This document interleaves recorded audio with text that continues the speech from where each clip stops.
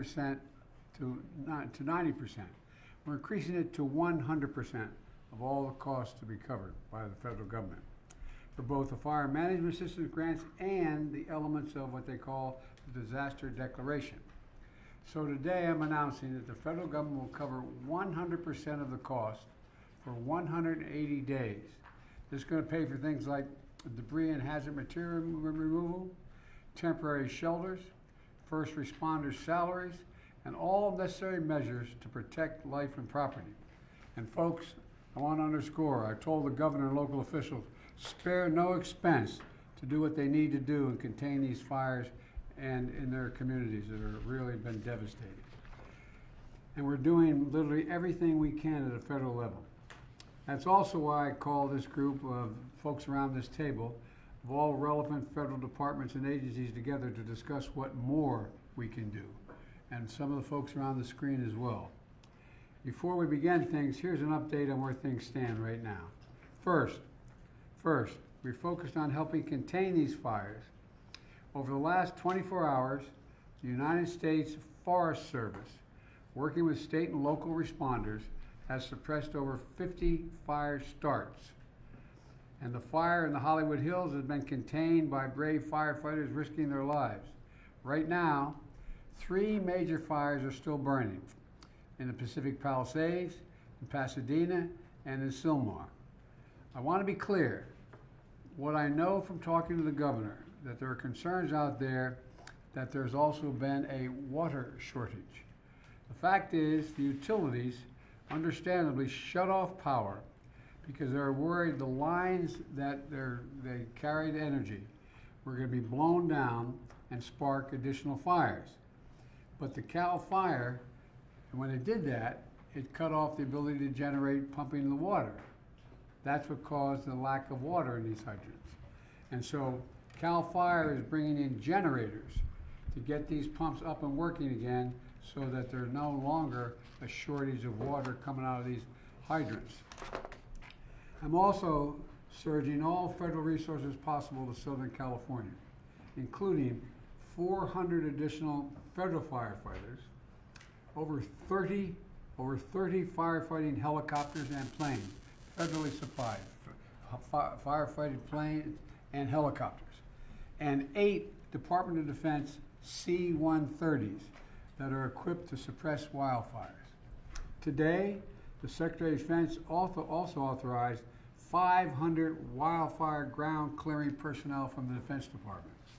And I've directed the department to continue working with Governor Newsom to identify additional resources that can be provided for public safety and security. And we've secured additional firefighters and firefighting aircraft from our ally in Canada as well. I also want everyone in Southern California to know we're going to keep at it. We're sticking with this. We expect there may be a temporary break in the winds, but in some areas the winds are likely to continue well into next week. And so we're going to continue to sending everything, literally, every resource we can find that's appropriate to help the governor and the first responders.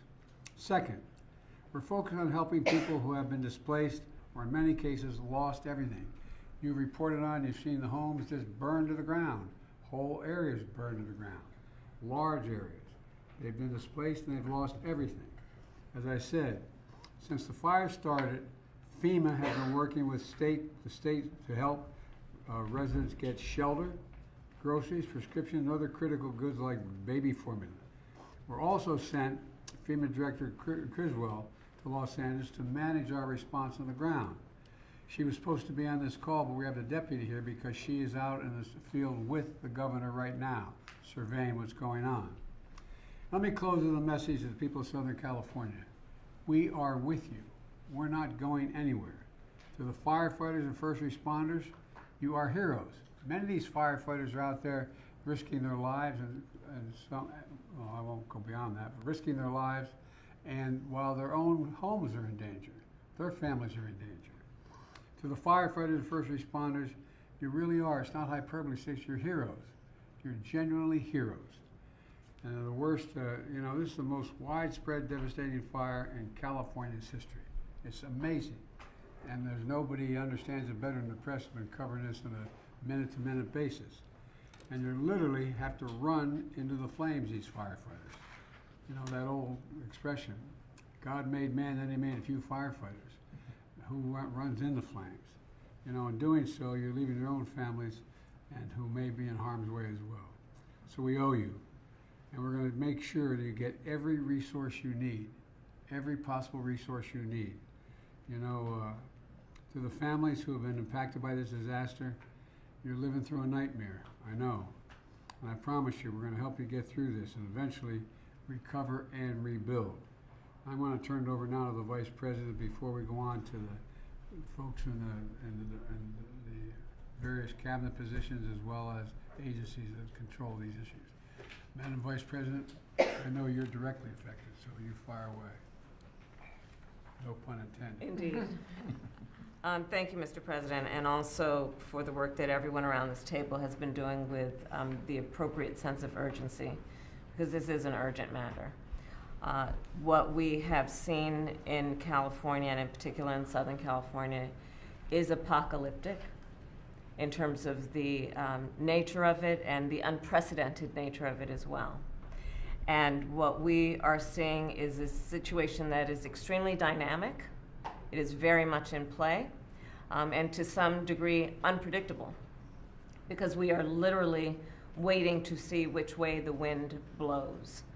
And I cannot praise enough the local leaders, most of whom I have talked with, and in particular our firefighters, who, as the President has said, they are working around the clock.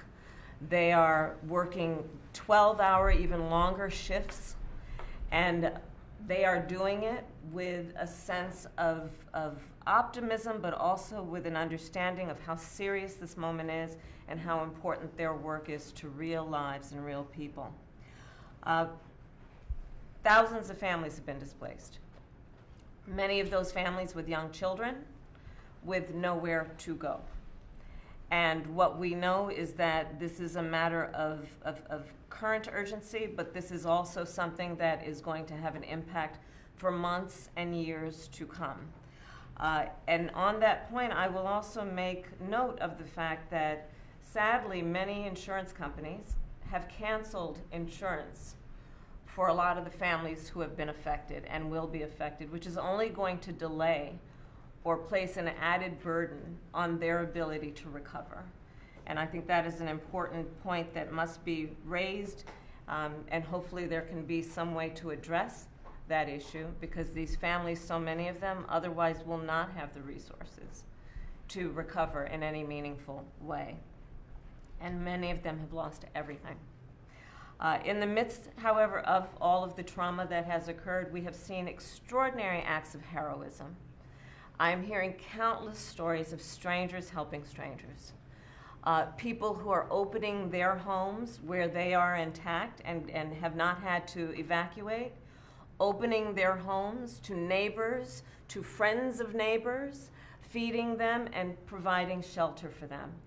And I do think that it speaks to the best of who we are as a country, which is in times of crisis, we find the heroes among us who we may not have known before, but act out of a sense of courage, but also a sense of community. And I applaud all those who are approaching this crisis with that spirit.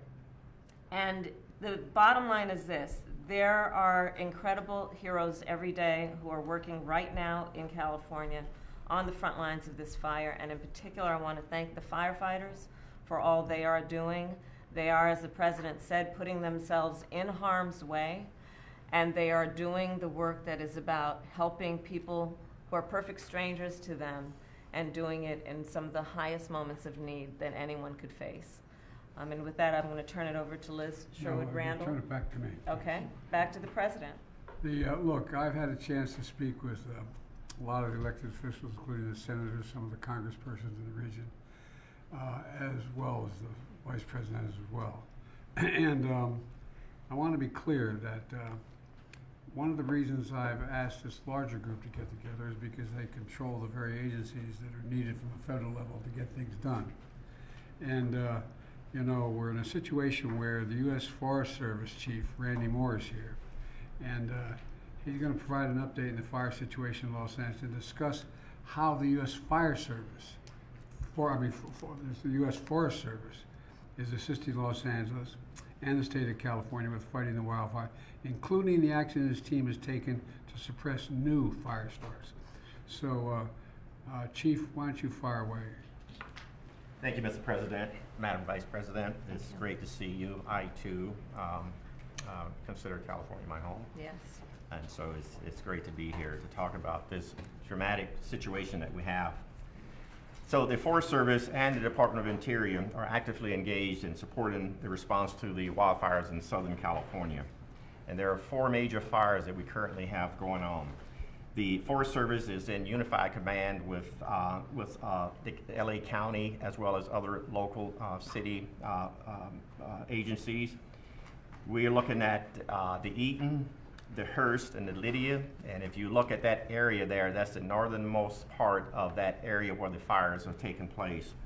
The Palisades Fire, which CAL FIRE is in control of, and then we have a new start, which is this Sundown Fire that just started last night, and it also has potential to expand quite significantly just based on the location it's at, but also the winds that are expected to continue. Right now, when I look at the mutual aid system in California, I want you to know that it's second to none in terms of how that system works and how it really moves to activate the federal firefighting community and how it is activated and engaged. You know, every year we prepare for these Santa Ana winds. It's just that what is happening now is happening sooner. It's happening at a time now where we normally are at our lowest point in the fire year. And the fact that these fires are taking place now, it says that there are things that are going on in our climate that is creating truly year-round fire situations, and it's something that we all need to be mindful of, and this is a good indication of that. To give you an example, that if a fire starts from any ignition source during these Santa Ana winds, it has the potential for explosive growth and spread. And when that happens under these wind-driven conditions, it's very difficult to control. Now, in addition to this, when these winds are high, the aviation resources cannot fly. So it limits a lot of the potential area of support. As of this morning, there were over 4,000 firefighters that was assigned to these large fires. 600 or so were currently federal work, which means Forest Service and Department of Interior. And it doesn't include many who are assigned to their home units to provide initial attack. To give you an idea of the unsung heroes in these fire type conditions, in the last 24 hours, we've had 50 starts, and the initial attack success has been wonderful. So we've stopped a potential for 50 additional fires to be added to these 4 significant fires that we currently have. And that's what I mean by having initial attack crews stay put or pre-positioned across the state based on intelligence that we're gathering. And so I wanted to mention that because we talk about the active fire suppression, but there's so much that takes place behind the scenes that limits the amount of fires that our firefighters are having to respond to. The President did an excellent job of mentioning all of the resources that's available and that are assigned to the fire. I won't go over those, but we have a number of equipment that's out there that when the winds allow us, we'll be in the air fighting those fires. We also have a number of private contract crews that we're working with. We're working wonderfully with the state, county, and other federal firefighters, also the tribal firefighters as well in the communities. And we're looking at these MAFs, which we call the Modular Area Firefighting System Air Tankers. There's 8 of them. And there were, like I said, this time of the year, we're not ready for that. But within the next 24 to 48 hours, we'll have all 8 that's available for assistance. These aircrafts require lead planes to lead them into these fires. And so we're having to go through that whole process and ramp up really quick to get the inspections in, the check rides, so that these are qualified and are able to go. We're also working with our Canadian partners to mobilize 2 CL-415. These are water scoopers. They will clear customs on Monday, and they will be available after they clear federal inspections and the check rides.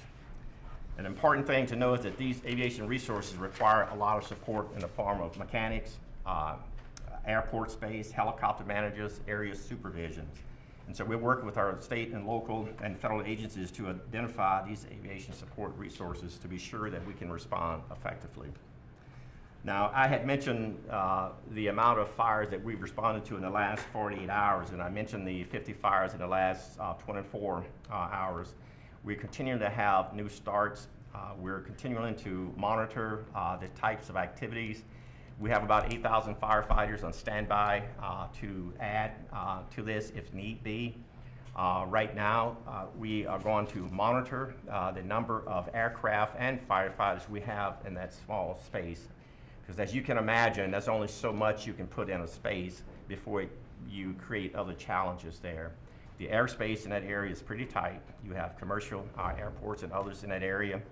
You also, unfortunately, have drones in the air, which is a concern to our pilots and to the safety of the aircraft, and so we have to be mindful of that. I only bring it up to let you know that this is not a very easy environment to operate within. Our firefighters, both federal, state, and local, and tribal, are doing just an outstanding job in what I consider to be some significant challenges in a significant environment.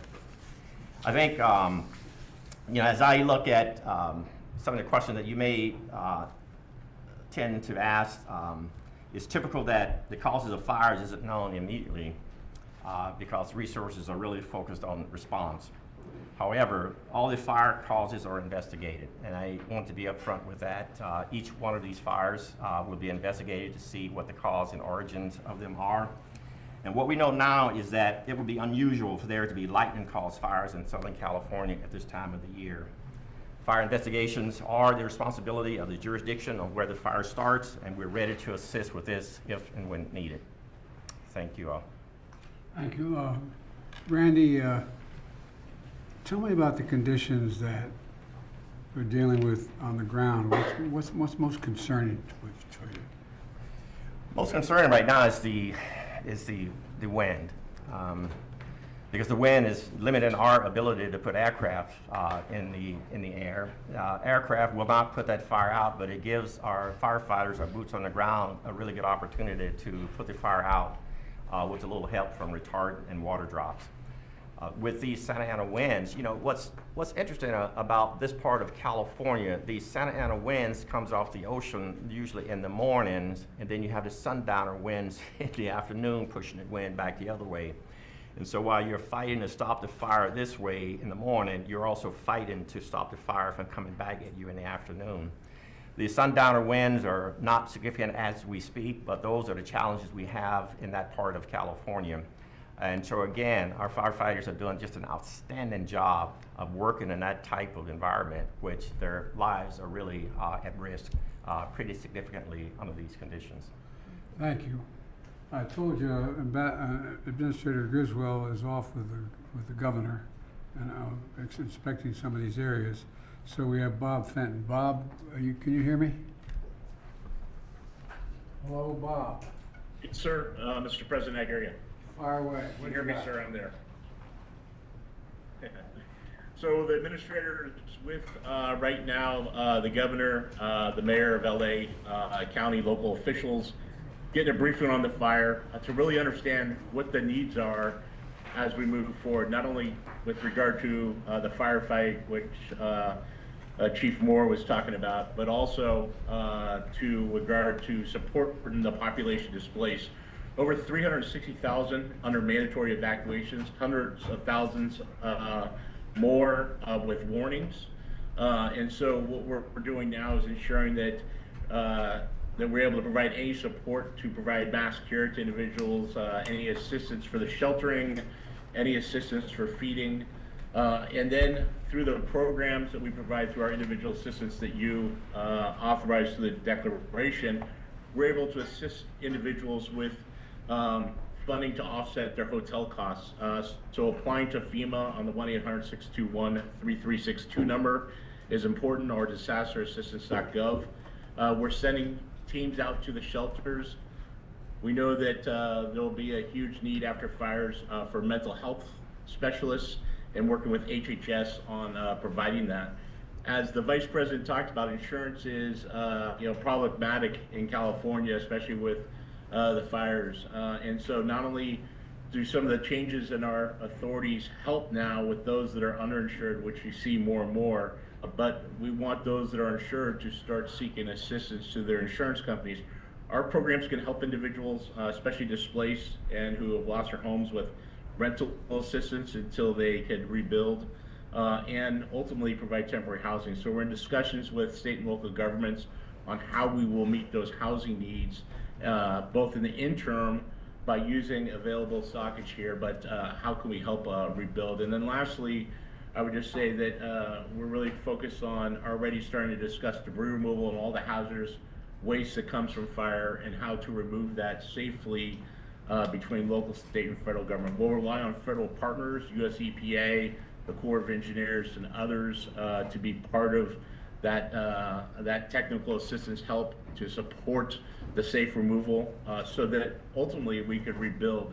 And one of the new things that we will start doing in the next couple of days is starting that discussion on how do we rebuild, and not only rebuild, but rebuild more resilient and bring together state and local federal agencies to start that discussion in the weeks to months ahead.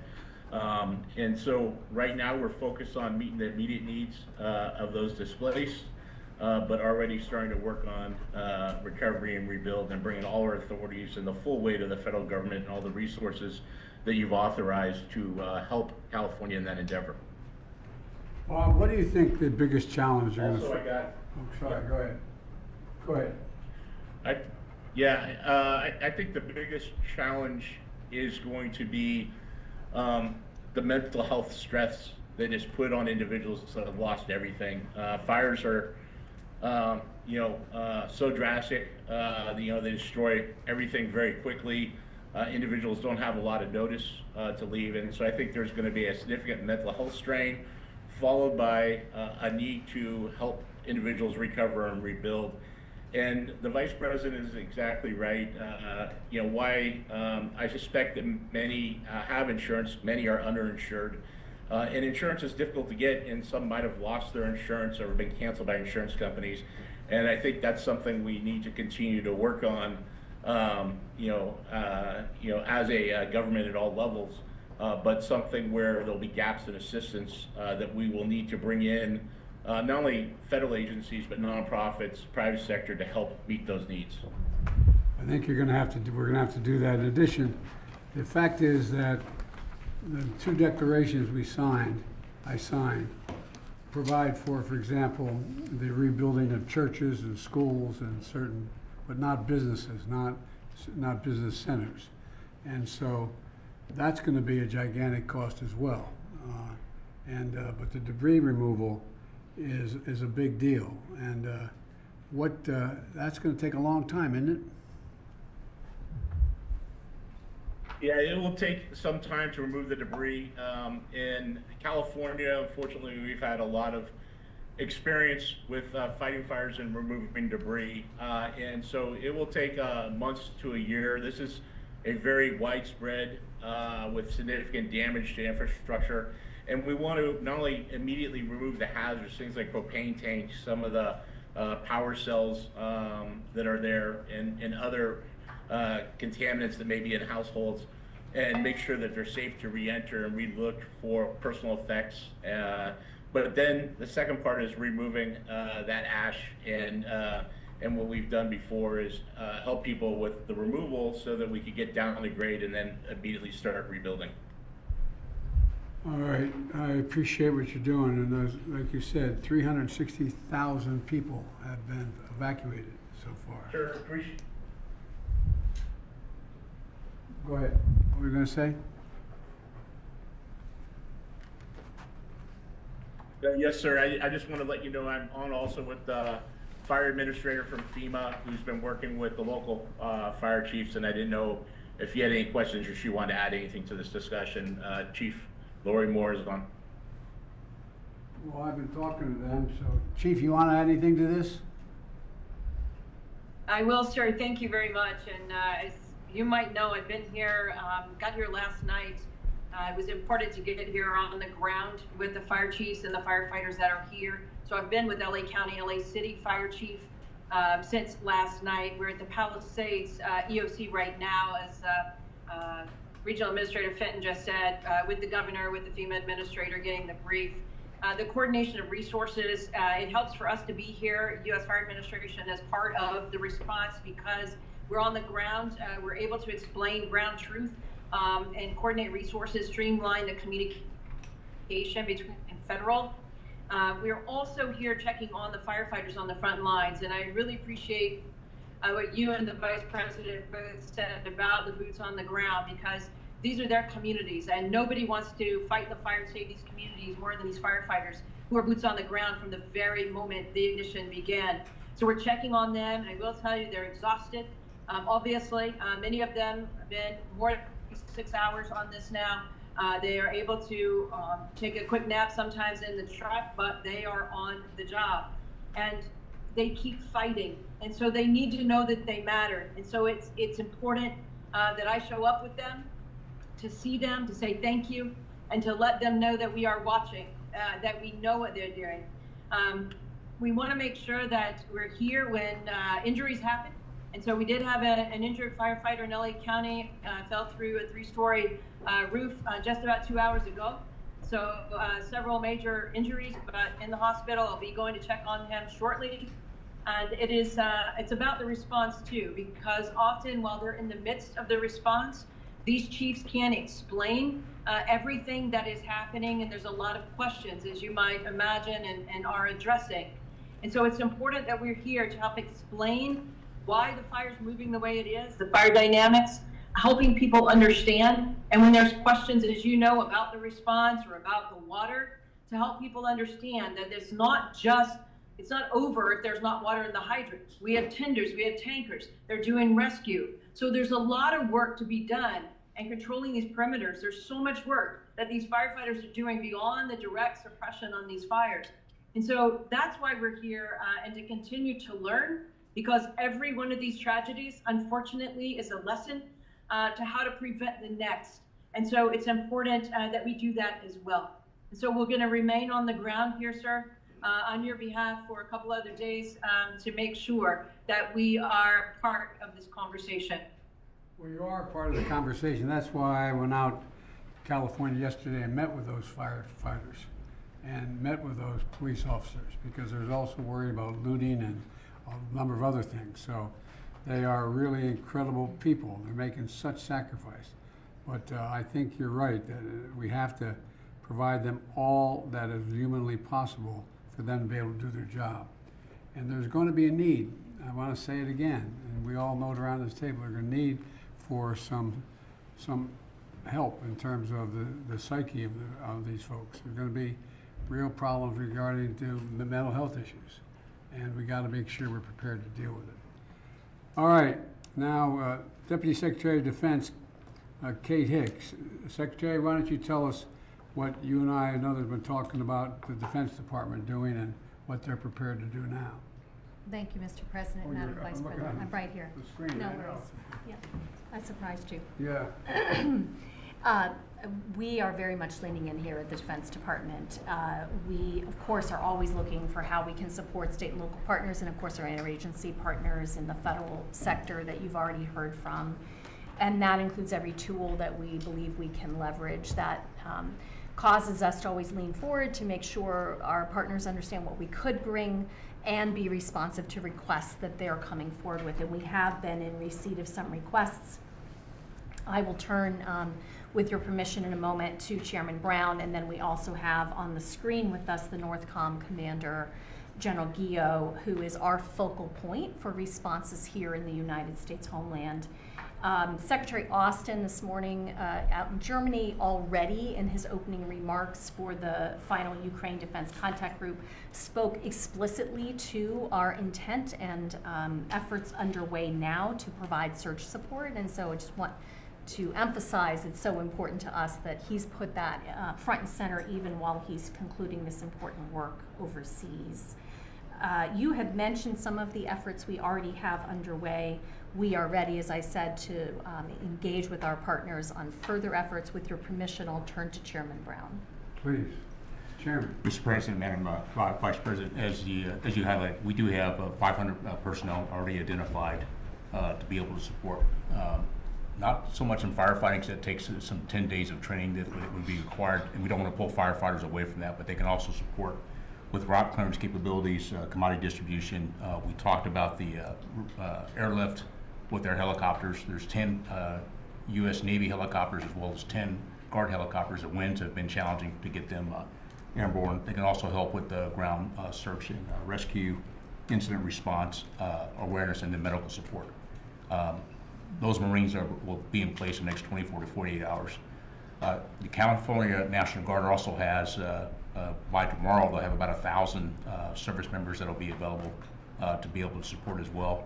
About 250 of those actually have some firefighting capability, and they can be trained in the next 24 to 48 hours to also support firefighting. As was mentioned, the C-130s with the modular aerial firefighting system, 2 of those are already channel. Explain what that means to the average listener. Yeah, so what it is, it's a C-130 that's modified. It has a system that's put in a modular system that's put into the back of the C-130, and so it's able to push out either water or the slurry retardant associated with. And as was highlighted, they are usually prepared to do this during the firefighting season. This is several months prior to when they would typically do this.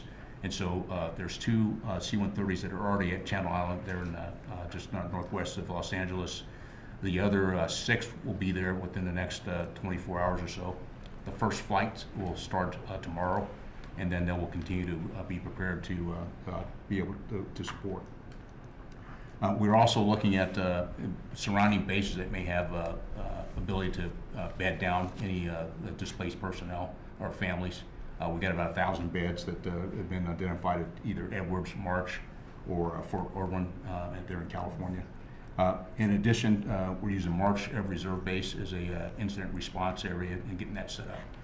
Mr. President, last thing I would say is before I turn to General Guillot, what we really try to do is identify things that we know we could lean forward on before there's even an ask. We want to make sure we cut down the timeline to get provided capability. And we also want to make sure, and I know that General Guillot is communicating that with Ms. Griswold from FEMA, so that we want to make sure we, as I say, provide an a la carte menu of all the things we have available.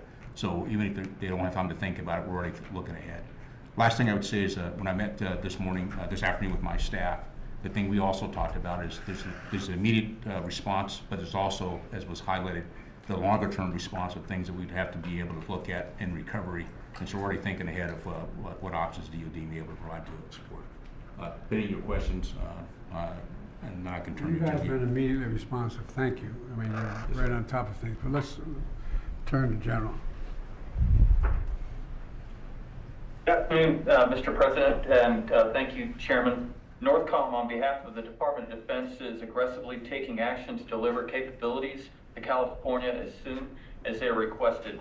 So in addition to the aircraft and ground forces and the installation support that President Biden and Chairman Brown mentioned, we've identified other capabilities such as helicopter support, search and rescue, both from the ground or from the air, commodity distribution, route clearance, and medical capabilities that we've postured and have leaned forward to make sure that they're able to deploy to California and operate just as quickly as they are requested. And to do that, we're cooperating very closely with FEMA, with the state of California, and the National Guard Bureau to deliver the right capabilities at the right time for the women and men of California. Well, the Defense Department, I got to say, stepped up immediately. I didn't even, matter of fact, I got a call what you need before I even asked. So thank you all. And you have incredible capacity and capabilities. It's just getting them in place as quickly as possible is the most important thing. You're doing that right now. So I think you're going to see an awful lot of help coming based on what you want to do, what you can do, and the entire department is surging capacities, in my understanding, including the aerial equipment to fight these fires. So thank you very much. Now, I'd like to speak to our Department of Energy Secretary Jennifer Granholm. She will brief us on power outages and initial assessments of impacts on the power grid in Los Angeles area. And Madam Secretary, it's all yours, wherever you are. We're looking to see if she's still on the screen. She had to board a plane, so if she has had to board, the Deputy Secretary, Dave Turk, is sitting at the end of the table. And it looks like she is on her It looks plane, like so It's all you, pal. Fire away. I'll give the update, Mr. President. And she's on the way, Mr. President, to Puerto Rico again on official visit, given the island-wide blackout there, and Yeah. doing everything we can to help on that front per your guidance and the Vice President's direction as well. And of course, again, per your guidance, we're doing everything we can to help, working with partners, including our utility partners, but also other federal partners as well. As of just coming into this meeting, there's about a little over 400,000 customer outages in California. Important to note that these are both actual outages, power that's actually been disrupted because of the fire, but also proactive shut-offs, just as you mentioned as well, to prevent fire ignition and the spread of fire. We've got two main utilities out there, Southern Cal Edison and the Los Angeles Department of Water and Power, and we're in close and continuing contact, including with their CEOs, Pedro and Janice as well, including calls with them just a few hours ago, just to make sure we're doing everything we can to help. We're coordinating with those utilities and with utilities literally across the country to make sure that we've got all the capabilities that we have in the federal government, but our utility partners to provide that. I want to thank you, Mr. President. You joined a call just a couple months ago with Liz and our secretary to thank all of these utility CEOs. We've got this phenomenal partnership with utilities all across the country. It's called mutual assistance. And if any utility in any one region needs help, all the other utilities, and we last unleashed this phenomenal partnership to bring 40,000 utility workers to Florida, North Carolina, South Carolina, the affected regions with the two hurricanes back to back, and everybody. Continue to talk to me. They've been deployed so many places. Well, having been with the utilities out, we were all in Colorado for this meeting. They just appreciated you taking the time to thank them for their personal leadership, and it's the utility CEOs themselves who make the time for these calls going forward. We're working closely with all the utilities. We're also in continuing contact with the transmission operators. The disruption has really been at the distribution level, at the local level, but we want to make sure there's not broader outages and broader concerns. As of now, we're not seeing any issues with stability of the broader transmission system, either in the region or across California or more broadly. So that's a good news part of where we're at now, of course. We're working with the utilities trying to restore power to customers as quickly as we're able, but full restoration, of course, is going to take some time here. In particular, the comprehensive damage assessment will take time and can't begin until it's safe for crews to get in there and actually do the assessments and do the work. So we're working, Madam Vice President, as you said at the outset, with a real sense of urgency here, but also with a sense of we'll do whatever we can over the long haul to do right by our responsibilities. David, one of the things that everybody's mentioned so far is the mental stress it's going to cause for average Americans who are caught in the middle of all this. And one of the things that, you know, it's not, these aren't everyday, no matter how well educated one is, they're not always certain how power is transmitted, why it's transmitted the way it is, and so on. Could you explain to the folks here, the public is listening, what the impact on some of the utilities have had on the ability to generate the pumping of water? Because there's a lot of accusations going around that it's because that the local leadership didn't care. I mean, explain how this works and why it makes sense what's happening. So this is an issue, actually, Secretary Granholm was on the phone with the CEO of Southern Cal Edison to talk exactly about this and make sure we were doing everything we can on that front. And it's both the power issue, and you mentioned generators and other ways that we can try to help solve the problem there, but it's also the pressure and making sure that we're thinking of these things holistically. And certainly my experience over the last 4 years under your leadership is it's not one department, it's not one slice of your federal government that is responsible, energy and water issues overlap in a lot of different ways. So we work with our EPA colleagues and others to make sure that we're bringing all of our expertise and explaining it to our fellow Americans. It's important that we give transparent information and information they can rely upon. Well, I think it's just people don't know how it functions. And for example, since I've been president, I've been in an aircraft flying over more territory where there have been wildfires, from Arizona all the way up to Idaho and beyond, and that make up an area larger than the entire state of Maryland, that burned to the ground. And one of the problems has been that people don't understand that when these high winds occur, what happens is, or when these storms occur, these utility poles, these whole, those big lines, you see where all the lines are on, they fall to the ground in the middle of the forest. It's not just about raking the leaves under the trees, it's about the fires that causes. And so utilities have to shut down the ability to continue to transmit on those lines. And the consequence of that, I don't think most people think, no matter how well educated they are, unless they're in the area, that there's a direct correlation between the utility company and the ability to pump water out of a hydrant. And so it allows for a lot of uninformed people to make assertions or concerns or accusations about the local officials not caring or not working. So as I understand it, the vast majority of the circumstances where the water resource has been diminished is because of the utility company not being able to maintain the electric transmission because they're getting knocked down or shutting down so they don't cause more fires. Fires, exactly. But now what is happening is, are we getting cooperation with utility companies to bring in generators and others to bring in generators to generate the energy to allow that fire hydrant to function? Explain that a little bit. So this is the pragmatic can-do attitude, and folks who've been literally doing these, our civil servants and others, for their careers, and making sure that we're solutions-oriented. We sometimes call our department the solutions department, as Liz knows from having been Deputy Secretary of the Department of Energy. And so whatever gets the power on to allow the water, whatever gets the job done, a lot of times it's working with our defense colleagues who have terrific assets that can be brought in quite quickly. The other point I'd like to make, Mr. President, to thank you and the Vice President's leadership and our folks in Congress, your bipartisan infrastructure legislation actually provided $10 billion. It's a GRIP program for grid resiliency to improve the resilience of our grids so that when the grids do go down, they come back on quicker.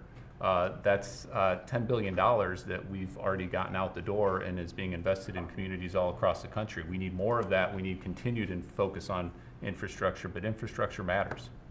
It matters a great deal because, for example, one of the things that I knew but I didn't know, that I didn't put a number on it, it'd be a lot easier if these electric lines are running underground in contained vessels. So in the middle of forest, so there's nothing that, but it costs what, 6 times more? It can cost 6 times more, and we're doing a lot more undergrounding thanks to your leadership on the infrastructure funding. It's not cost effective everywhere, and some places it's necessary. Some places it's absolutely necessary, and we need to have the funding and support to do that as quickly as we can.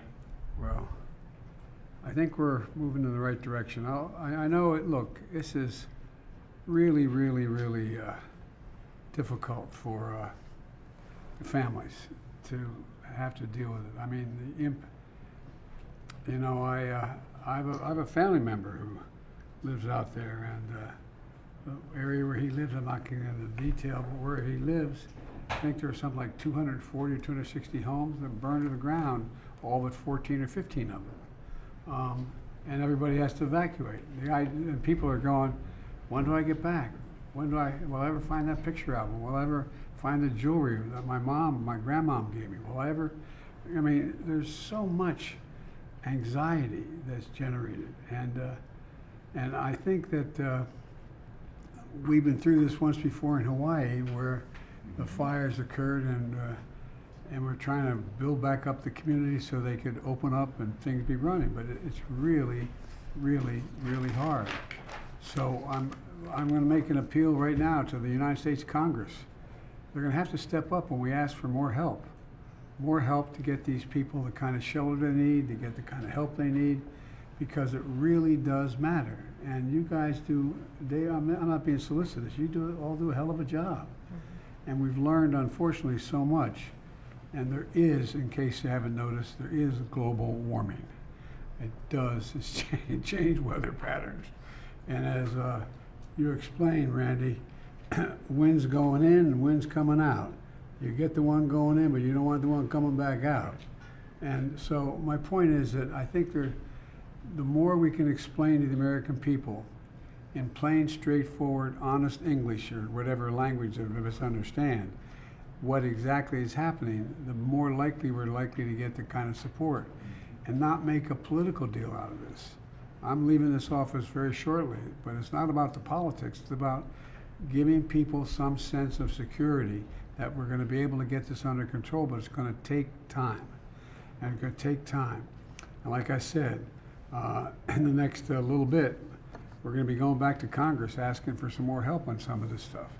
And I hope they're ready to step up because we can afford it. And like I said, we have a little infrastructure bill that's over $1 trillion. It's going to be able to help a little bit. We have done a lot in terms of what we're going to do in terms of providing for this rebuilding of communities.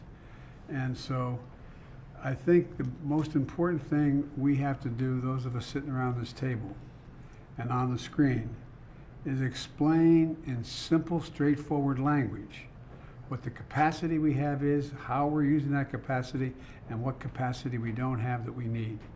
And in order to keep things from just all these, in crisis, rumors and fear spread very quickly. And the most important thing is to let's just bring this down in an area, be honest with people, what's at stake, but be straightforward with them.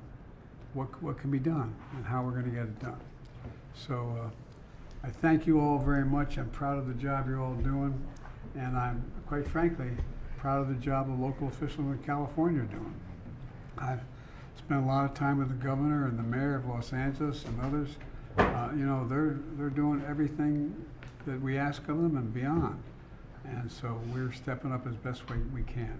Any of my colleagues around the table or on the screen want to add anything before we close this out? Well, as the Californian at the table, thank you for all of the leadership that everyone here has provided, starting with our president. We are beyond the point of calling it fire season. Yeah. That's right. We really, and we're seeing this around the country, that whereas years before we would talk about a particular season of extreme weather, we are seeing that it doesn't matter what month of the year, we should be ready. The work that our administration has done in particular on the issue of infrastructure, together with the Inflation Reduction Act and the attention we are paying to the climate crisis, is so important because we have got to invest as a country in adaptation, and we have to invest in resilience. And that is about homeowners, that is about families, that is about cities and local governments, state governments, and we have to adapt to this changing climate. For example, fire hydrants are pretty much built to deal with an individual house fire, not with a wildfire that is taking on entire residential communities, where these homes are providing the fuel for that fire to grow. We have to put more resources into our fire departments and firefighters, understanding that we are asking a lot of them that traditionally they never had to do. And because of their commitment to their profession, they're attempting to rise to the moment of crisis. But we need to put more resources into those individual professionals and into the departments that sustain that work with the mission that is such an important mission in times like this. So, Mr. President, I thank you for your leadership, your foresight to understand what over these last 4 years we could do to leapfrog in front of what we know to be a changing climate to meet these types of moments. And God bless all of the people who are on the ground right now in California doing that work. I thank you for your comments, and I think I totally agree with you, which will not surprise anybody. Look, there's an expression from famous Irish poet. He said, all's changed, changed utterly. A terrible beauty has been born. All has changed in the weather. Climate change is real, fundamentally altering, not just here, but around the world. Around the world, what's going on. And we've got to adjust to it. We've got to adjust to it. And we can. It's within our power to do it, but we got to acknowledge it to begin with. Just acknowledge that there's a change taking place, that we're not going to be able to legislate away. It's real. There is global warming. It's real. It's having a profound impact, and where it goes from here, I don't know, but I know one thing. We have the capacity to respond to it if we, in fact, exercise our good judgment. So thank you all very much. I appreciate it. Do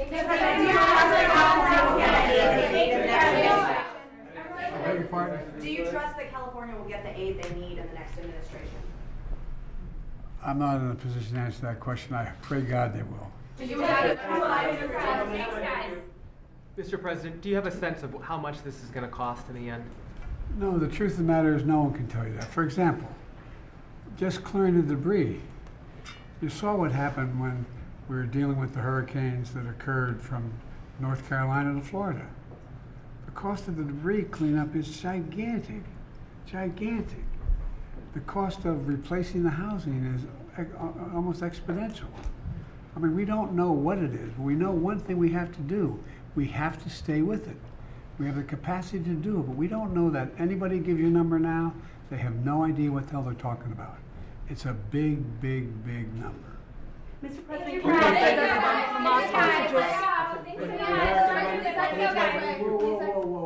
Mr. President, can you update us, please, on the Hamas hostages and what you think of the incoming administration's efforts and ultimatum? I can, but I'm not sure it's appropriate for now. We're making some real progress. I met with negotiators today. I think there's what's going on right now in Lebanon is we finally have a president. He's a first-rate guy. I spent time on the phone with him today, about 20 minutes to half an hour, what they have planned. They're also working very hard with a Lebanese military, accountable to the Lebanese people, not Hamas, not Hezbollah, not any other group. And so I think we're seeing some progress.